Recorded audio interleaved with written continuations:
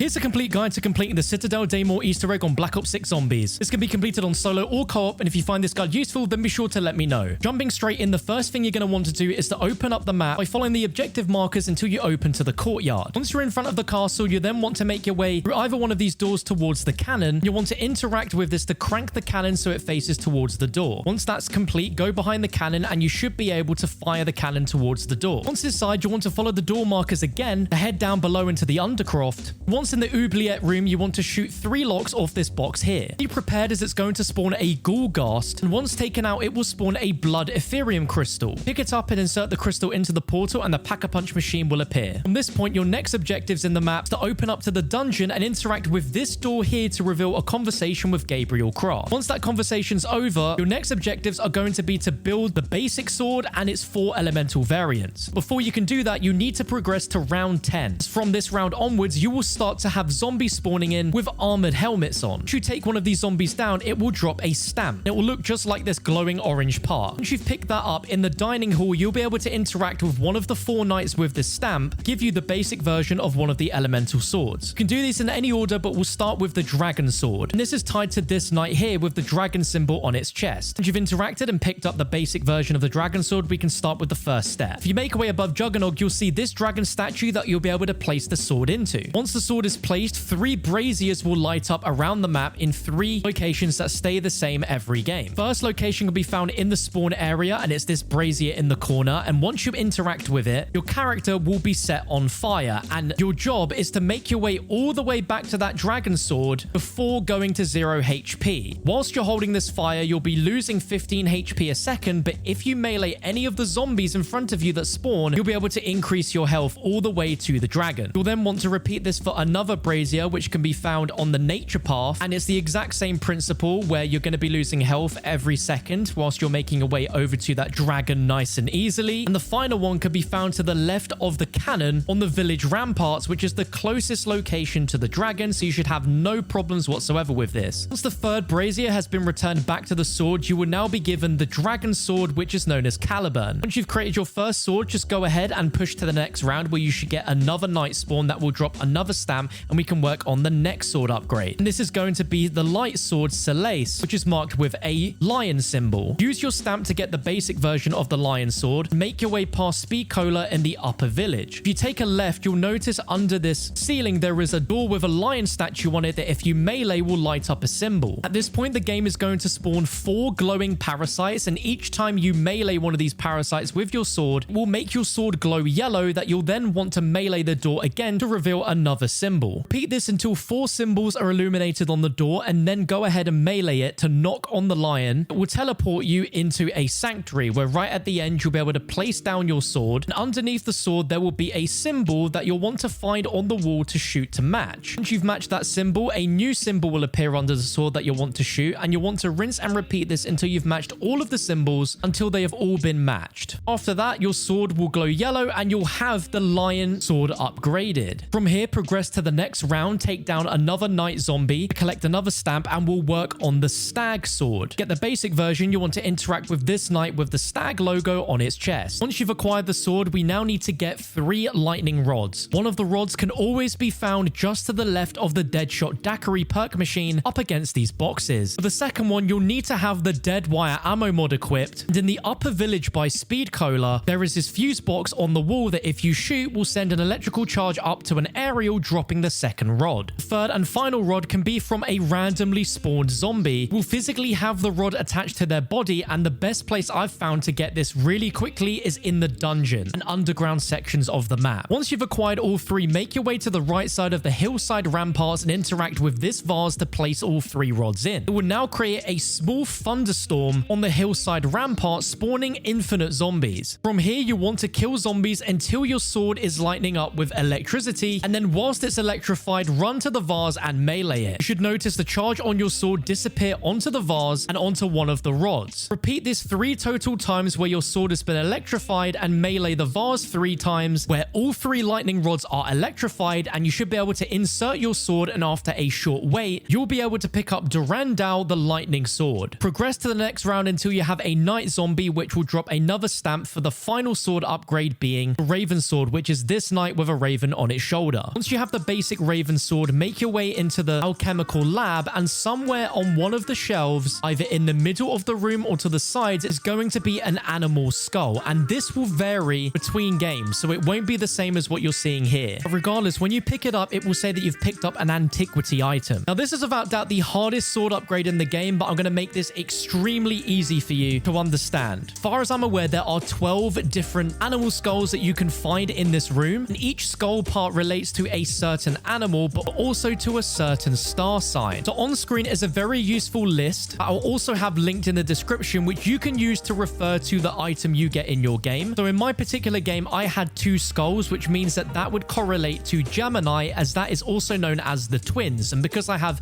2 sets of skulls, they're referred to as twins. Once you've worked out exactly what item relates to your star sign, you'll then want to also refer to this graphic on screen, which you'll be using for an upcoming puzzle. So with the antiquity you picked up, you want to make your way to the pub in the spawn, and in the tavern cellar, you'll be able to insert your antiquity, and then it's going to want your sword. Once both of those are placed, you're then going to be solving a puzzle, which seems complicated, but I'm going to break it down. At this point, you should know what your star sign is based on what animal you have. So in this example, it's Gemini because I have 2 skulls. Then I'm going to use this graphic on screen here, which I'll also link in the description. In my puzzle, I have an inner ring that contains 4 green symbols and the outer ring, which contains a bunch of white symbols. Once you know what star sign your part is assigned to, so in this example, mine is Gemini because it's 2 skulls, I can see that Gemini is under the air heading. Where you inserted the sword, right above it is going to be a green arrow, and we're going to want to rotate the inner ring until we match whatever star sign you have to the corresponding element above. So because I'm Gemini, that means mine's a triangle with a line on the top that's facing upwards, and because my skull is Gemini, I'm then going to look for the symbol that matches with my skull. So I'm looking for Gemini, and that is going to be that eye with the 2 lines in it. And as you can see, once I match them up, I get the puzzle correct. A few other antiquities you could have is this, which is a scorpion, as there is a physical scorpion within the rock itself, which would match with Scorpio, and another image where I have fish as the antiquity, which means that would match Pisces, because in the previous graphic, we can see that Pisces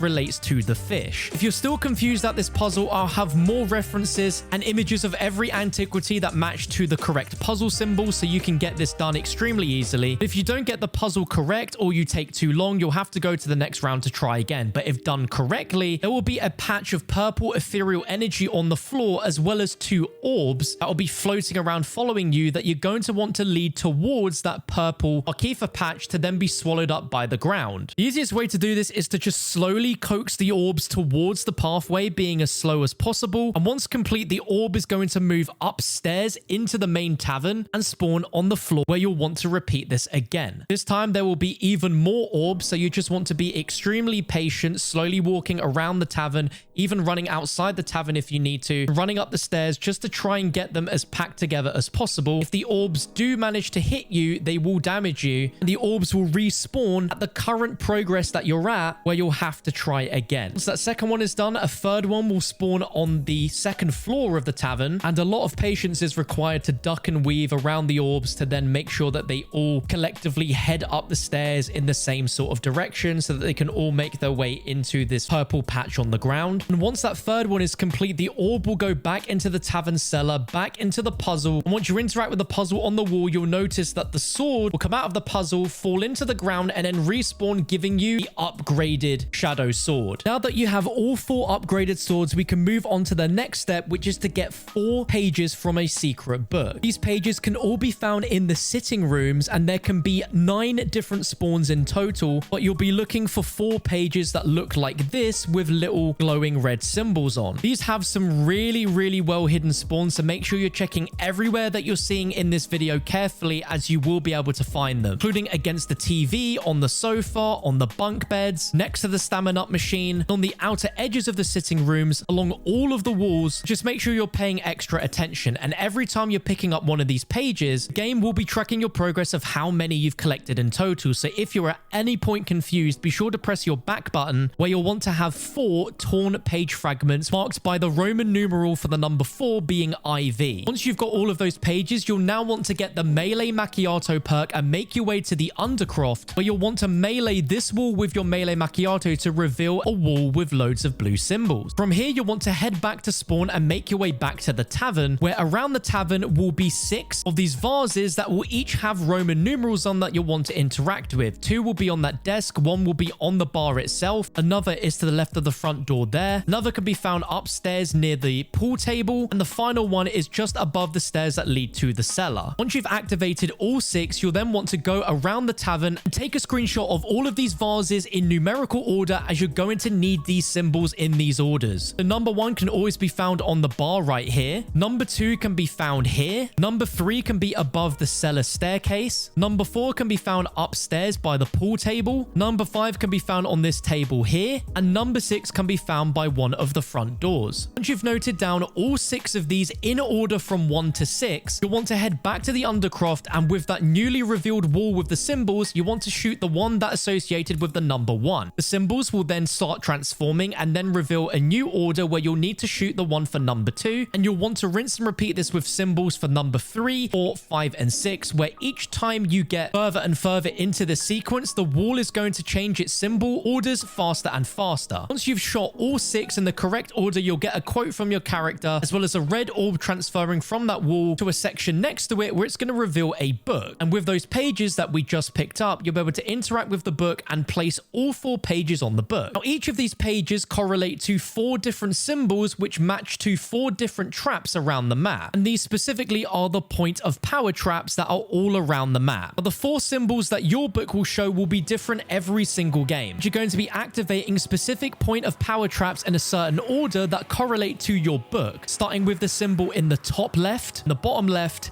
then the top right, and then the bottom right. So for me, my first symbol looked like this, where it had 8 individual points coming out of it. And if I look down at the point of power trap, I can also see that the shape is outlined in white, which means that this is the correct point of power trap. To activate the trap for 1600 points, and in this, zombies are going to be a lot slower, and you're going to be shooting magic bullets. And all you need to do is just take out zombies, and once complete, you will get a completion quote from Krafft, meaning that was the correct trap. And to confirm that it was the correct trap, if you go back to the Undercroft and look back at the spellbook, you should see that the top left symbol has now disappeared. My next symbol looked like this, and this matched to a point of power trap that was in the hilltop. So again, I activate it for 1600 points and take out as many zombies as possible, and you should complete this step very quickly. This is your correct point of power trap, which matches the symbol in the bottom left of your book. Once completed, I went to check the book again in the Undercroft, and I had 2 symbols disappeared, meaning I only have 2 more traps to do. The top right symbol looked like an eye with eyelashes, which match to a point of power trap location in the dungeon. To activate it and take down zombies, and that should be completed really quickly, and then go back to the book to check if that was correct, which for me it was. So now I'm on to my 4th and final one. For me, that matched with a trap within the stamina up room, and once you've completed the 4th and final one, you'll get a quote from Krafft about the owl saying come on in. Now that is complete, the next step involves us getting 4 ritual items and upgrading them. These can be obtained in any order, starting with the easiest, which is the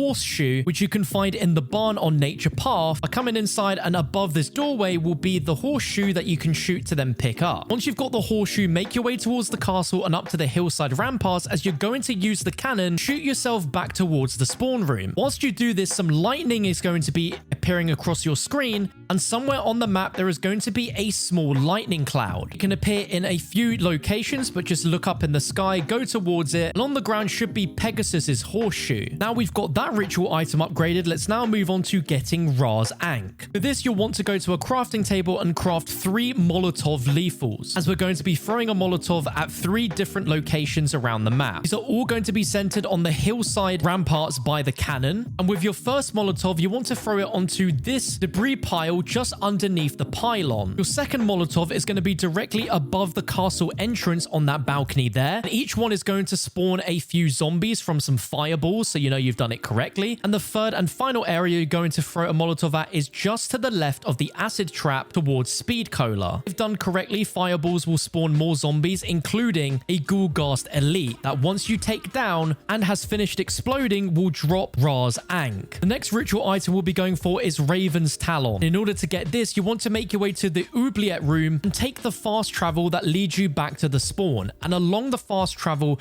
right towards the very end to the right, you're going to notice a raven that you're going to want to shoot. You'll get a quote from Krafft, and once you're out, you'll see a raven will start flying into the sky. Simply shoot at it and it's going to drop down the raven's talon. But if for some reason you miss it once you come out of the fast travel, it will be flying around in the sky and you'll be able to hear it and you'll be able to shoot it down. It'll be flying all around the outskirts outside the castle towards spawn. And the final ritual item is going to be Paladin's Broach. In order to get this, you want to make your way to the dining hall, and right above the Vulture Raid perk machine is going to be a red crystal that if you shoot is going to produce a faint beam that you're going to want to align to the next crystal. So for this, you want to make your way to the upstairs section of the map and shoot it. It aligns with that crystal right there. You'll then want to stand directly in front of the Vulture Raid perk machine and shoot the laser to rebound it down to that next crystal. From there, you want to go slightly left of the Vulture Raid perk machine to shoot that crystal to beam the laser into the alchemical lab. You'll then want to run into the alchemical lab and shoot the laser until it twists into this crystal above the arsenal machine. Shoot it while standing in front of this table, and it should align all the lasers, allowing you to pick up Paladin's Broach. Now we have all 4 ritual items. We can now upgrade each of them. This can be done in any order, but to upgrade Paladin's Breach, you'll be interacting with this yellow circle that will have spawned to place the brooch in and simply fill it up with souls until it's complete, revealing a plinth with a golden chest. To upgrade the Ra item, make your way in front of the castle and interact with this yellow circle that will have spawned and fill that up with souls until complete. The Horseshoe upgrade can be found right here inside of the spawn room, where you'll just want to fill it up with souls. To upgrade the Raven ritual item, you want to take it to this circle in the Undercroft and again fill it up with souls. Once you've completed all 4 of these, just past the alchemical lab will be this new diagram on the wall, giving you an order of all 4 elemental swords, the numerical order being 1, 2, 3, and 4. Take a note of this order, as this is the order that we're going to be activating the next step with that involves all 4 swords. Your order will be different to what you're seeing here in my game, but for me, the Raven sword was first. So with whatever sword you do have first, you want to make sure that you have it on you. You'll also want to use the sword on one of the treasure chests that we just revealed. So for the Raven sword, that chest is in the Undercroft. So if I melee the sword, I will then be able to take the Dark Incantation. And for this next step, we have to give the knights our 4 swords as well as the incantations. Because Raven was the first in my order, I have the Raven sword as well as the Dark Incantation, and I make my way to the dining hall to find the knight that matches my sword, and I want to use my left bumper to use the incantation, and then you want to bring up your inspect animation with the sword in front of the knight, and if done correctly, the knight should accept that and take your sword, making sure that is the first sword in your order. And you'll then want to rinse and repeat this for all of the other swords. So the next sword in my order was Lion, and the location for the Lion incantation is this box in the dining hall. So using the sword, it will bring up that light incantation, which I'll pick up. Then I will use that incantation on the knight and then inspect the sword, and it will accept that one. For the Stag, the electric incantation can be found in the spawn room right here. Once you have the electric incantation, use it on the correct knight, then inspect the sword and it will accept that. For the dragon incantation, you can find it just in front of the castle right here, and with your dragon sword, use the incantation on the correct knight and then inspect your sword. And once all 4 are accepted, the knights are going to spawn a mystic orb that you'll want to pick up. With this mystic orb, there are going to be 4 elemental challenges that you can do around the map in any order. The first one we'll start with is on the second floor of the dining hall, where you'll be able to place the orb into this section on the wall here, and it's going to start a mini lockdown with a bunch of green orbs spawning. In order to complete this challenge, all you need to do is stand in the orbs for enough time for them to disappear, as each of these big green orbs is going to send a smaller orb back to the mystic orb that we placed. You will have infinite spawning zombies during this, and you don't have to necessarily kill them to complete this challenge. You just need to stand in the orbs until the challenge is complete. Once complete, you'll hear a quote from Krafft and you'll be able to pick up the mystic orb. Another location for a mystic orb challenge is going to be here in spawn, where you'll place it just to the right of the incantation table, which will then start another challenge where if you pay attention to the element on the orb, you'll need to take down zombies using specifically that variation of the sword, using its left and right trigger ability as well as the incantation, as only that will get souls that will fill up the orb to complete this challenge. Once complete, you'll be able to pick up the mystic orb and we can move on to our next trial. The next trial is a fire trial, which can be found right opposite the max ammo here in the courtyard. But once you've placed the mystic orb and start the trial, you'll have to take down zombies using either the ultimate ability of the fire sword or using the fire incantation. Once complete, be sure to pick up that mystic orb and we can move on to the final trial. And the location for this mystic orb, just to the left of the dark incantation in the Undercroft, where here you want to be killing zombies using either the dark incantation or the sword's charged ability. Once you've completed the 4th and final Mystic Orb and picked it up, you will then be boss fight ready. So at this point, it's highly advised to make sure you have all of your perks, you have all of the necessary gobblegums that you've brought in that you want to have on. I highly recommend the GS45 pistols akimbo triple pack-a-punch to take out zombies, and the main primary weapon being an AR or an LMG with lots of ammo. If you have any spare salvage lying around, it's highly advised to create a mutant injection score streak that you can take into the boss. Once you're ready, make your way to the Undercroft stairway and place the Mystic Orb in the wall with the 4 elemental sword icons, and it will reveal a secret room where you'll be able to pick up an item called the Guardian Key, as well as experience a brief story moment between the Owl and Sam. Once completed, make your way back to the spawn room and interact with the front of this statue here, which will activate the statue and teleport you into the final boss fight. This is a 3-stage boss fight that will take you into a very small circular arena where around the middle is going to be all 4 incantations that you can pick up to take down zombies, but you'll mainly be focusing on the boss, where during phase 1 he has a hammer slam attack that can send several streaks of fire, as well as walking towards you and stamping nearby. For the first part of all 3 of his phases, there is going to be a ridiculous amount of shield health attached to the boss, where you're just going to have to inflict a ton of damage before you'll really be able to start doing any critical damage to him. Once you start putting a bit of damage into him, you'll notice that some parts of his body will now be glowing, and if you hit those